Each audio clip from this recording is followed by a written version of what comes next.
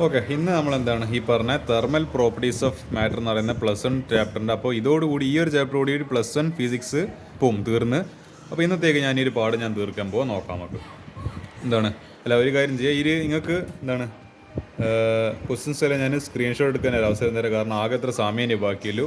നിങ്ങൾ ഈ ഒരു പേജ് കംപ്ലീറ്റ് സ്ക്രീൻഷോട്ട് എടുക്കാം. ഈ ഒരു പേജ് കംപ്ലീറ്റ് സ്ക്രീൻഷോട്ട് എടുക്കാവുന്നതാണ്. ഈ ഒരു പേജും കംപ്ലീറ്റ് സ്ക്രീൻഷോട്ട് എടുക്കാവുന്നതാണ്. ന്യൂമറിക്കൽസ് ആണ് ഈ പാഠത്തിലെ ഹൈലൈറ്റ് എന്ന് പറയുന്നത്. ഈ 6ാമത്തെ ക്വസ്റ്റിനും 7ാമത്തെ ക്വസ്റ്റിനും എക്സാമിന് വരാൻ സാധ്യതയുണ്ട് എന്ന് എൻ്റെ മനസ്സ് പറയുന്നുണ്ട്. ഈ ക്വസ്റ്റ്യൻസൊക്കെ സ്ക്രീൻഷോട്ട് എടുത്ത് വെക്കുക. ഈ ഒരു പേജും കംപ്ലീറ്റ് സ്ക്രീൻഷോട്ട് എടുത്ത് വെക്കാം. 8ാമത്തെ ക്വസ്റ്റിന് തകർപ്പൻ ന്യൂമറിക്കലാണ്.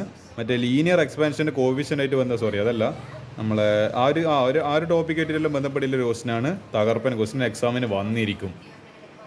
സ്ക്രീൻഷോട്ട് എടുക്കാം. ഈ ഒരു പേജും കംപ്ലീറ്റ് സ്ക്രീൻഷോട്ട് എടുക്കുക. എല്ലാം ന്യൂമറിക്കൽസ് ആടോ. നിങ്ങളെന്താ വിചാരിക്കുന്നത്? ഈ പാഠം നിങ്ങൾക്ക് ന്യൂമറിക്കൽസ് ഒന്നും സ്കിപ്പ് ചെയ്തുകൊണ്ട് തുടയാനാവില്ല. അതുകൊണ്ട് കംപ്ലീറ്റ് ന്യൂമറിക്കൽസ് ചെയ്തോളാം. സ്ക്രീൻഷോട്ട് എടുക്കാം.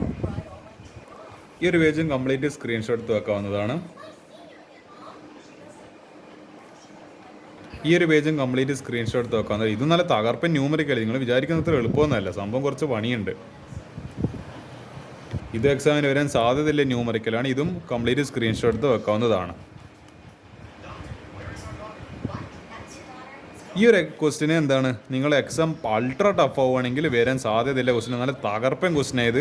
എൻ്റെ അമ്പോ, എനിക്ക് കാണുമ്പോൾ തന്നെ പേടിയാണ്, വായിക്കാൻ തന്നെ പറ്റുന്നില്ല. അതുകൊണ്ട് അത്ര വലിയ ക്വസ്റ്റിൻ ആയത്. അത്രക്കാരും കാര്യങ്ങൾ പറയുന്നുണ്ട്. ഇത് ഫുള്ള് സ്ക്രീൻഷോട്ട് ഒന്നും നോക്കണ്ട.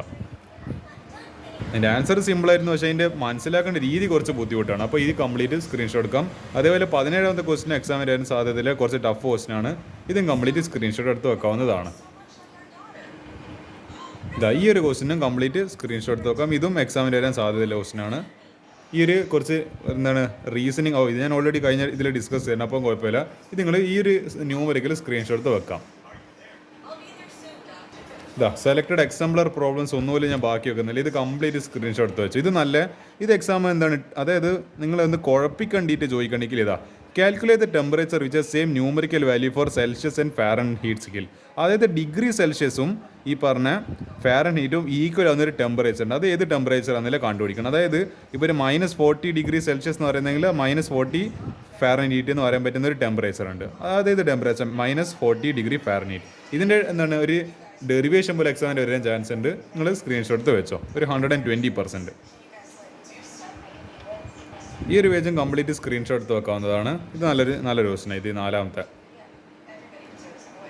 ഈ ഒരു നല്ല എന്താണ് ആപ്ലിക്കേഷൻ ലെവൽ ക്വസ്റ്റ്യൻസ് ആണ്. ഇതെല്ലാം സ്ക്രീൻഷോട്ട് എടുത്ത് വെക്കാം. ഈ പേജും കൂടി സ്ക്രീൻഷോട്ട് എടുത്ത് വെക്കാം കംപ്ലീറ്റ് ആയിട്ട്. അതോടുകൂടി +1 ഫിസിക്സ് ഇവിടെ കൊണ്ട് അവസാനിക്കുവാണ്. അതോടുകൂടി this is the end of +1 physics. ഞാൻ എന്താണ് ഇനി കെമിക്കൽ ബോണ്ടിങ് മാത്രമേ ബാക്കിയുള്ളൂ. +1 മാത്സ് ഞാൻ കഴിഞ്ഞ ദിവസം തീർത്തായിരുന്നു. ഇനി +1 കെമിസ്ട്രി. അതോടുകൂടി +1 കെമിസ്ട്രിയും തീർന്ന് ഏകദേശം എല്ലാം തീരാനായി. ഏകദേശം ഞാൻ ഈ ഒരു വീക്ക് തന്നെ എല്ലാം അങ്ങ് തീർത്താളയോ, അത്രയേ ഉള്ളൂ. That will be the end of the story. അപ്പോൾ that will be the end of this story and end of this lesson. അപ്പോൾ നമുക്ക് +1 ഫിസിക്സ് തീർന്നതിൻ്റെ ഒരു സക്സസ് സെലിബ്രേഷൻ നമുക്ക് ചെറുതായിട്ട് നടത്തിക്കളയാം. Okay, thank you.